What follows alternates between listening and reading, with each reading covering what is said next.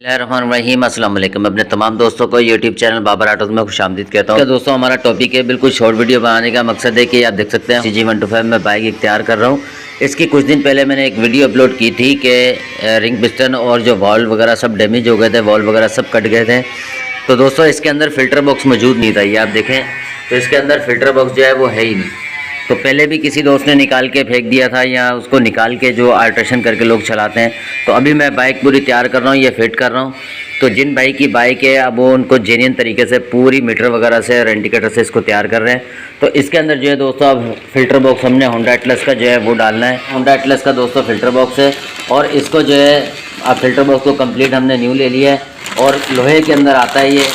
इसको खोलेंगे, मुकम्मल बॉक्स आता है दोस्तों, लेकिन मुकम्मल के अंदर फ़िल्टर की जाली, फोम और इसके अंदर जो ओस पाइप होता है वो नहीं होता, वो आपने अलग से लेना है, परचेज़ करना है।